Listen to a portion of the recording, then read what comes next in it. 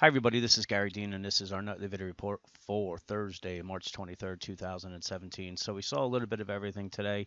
The market started up, went down, then started marching back up again to get some rumors about the bill wasn't going to pass to going back down and then back up. And we pretty much went down and closed the day where we started. So the market is telling us that this health care bill is important.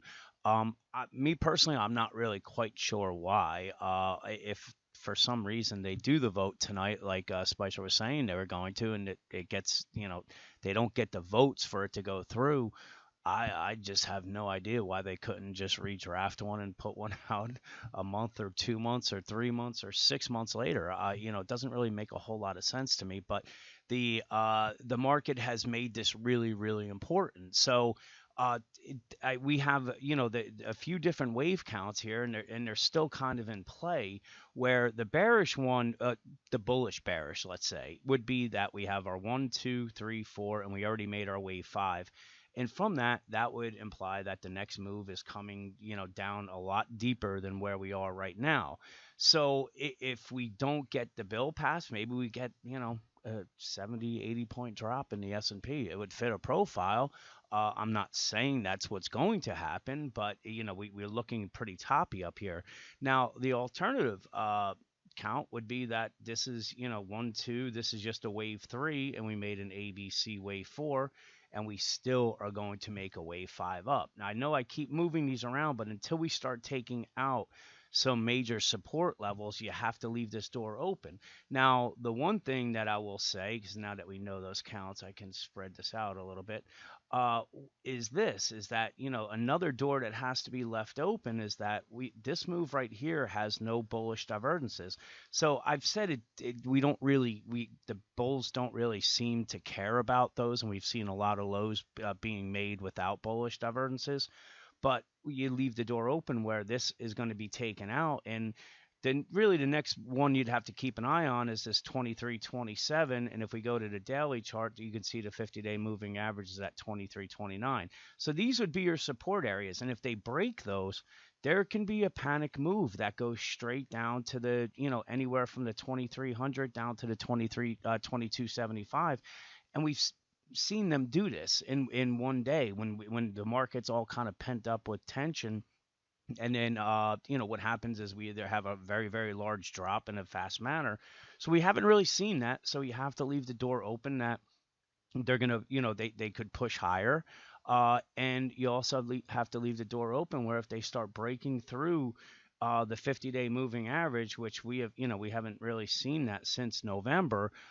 We can see a very, very fast drop down to these levels here, and as long as it holds, all it is just a retracement. So if let's say it comes down and retraces down to the 2280 or the 2242, it's still a bullish overall wave count. So what I'm actually pointing out here is that, I'm not looking for the start of a new bear market. I'm saying that the retracement should be deeper than what we see right now.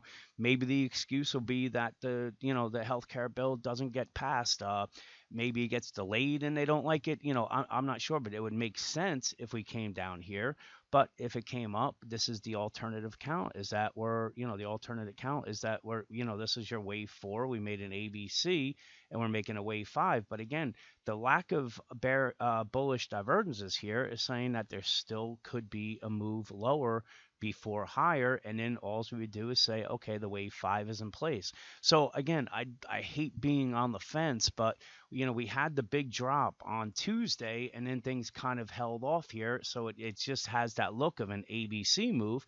But if we continue lower here, then it's going to be a 1, 2, and now we're going to make that, we're going to just drop straight down and make the wave three. So I want to just give you all the different, say, angles so we know what's going on with things. And I would say, really, if the bulls can push it above the 20, say the 2369 area, the next line in the sand is going to be this 2388, but above that, that's where we pretty much know that this was an alternate wave four, and now we're making a wave five up.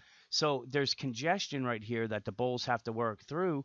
And if the bears can get it through the 2336, then they have to work on the 50-day moving average as well as a 23% retracement, which is at that 2327. And if that's what gets broken, is what I believe is going to cause the panic that would bring us down to these levels. And like I said, we've seen these moves happen where everybody's caught off guard and everybody tries to get out at once. So, but I want to reiterate that that's not what I'm saying is going to happen. But there's things that are lined up as saying it could. So we're still kind of in the oversold levels here, but another break here would maybe set up some bullish divergences. So if we came down, hey, it might be a buying opportunity. We just have to kind of see how things play out. 15-minute chart, we made it to the oversold levels, made it right overbought levels, made it right into the resistance zone that I've been pointing out, and came back down again. So again, this, the wave structure wise, we had some bullish divergences here. And now that this could just be an ABC, and now we're starting another move to the downside. So again, I don't want to confuse you guys with wave counts, but I think that the best that we can do right now is stay open minded for whatever direction the market has in mind. And I think we're going to find out sooner or later what it is. I mean, sooner rather than later, what the intentions are. So again, if the bulls can push it through this resistance zone above the 2369, it opens the door for a push back up to the 2389, and we'd be pretty close to that 2400. Now, if the bears can push through the 2236, then we have that 23 29 and 27 level to work through, and if it gets through that, that's when we see panic hit. So uh, that's really about all I have. You can see the move off of the lows just made it almost to the 38% retracement. That is typical for just a retracement level before we head down. And this little pattern right here, real quick, I'm gonna let you guys go. This is those bearish wolf waves.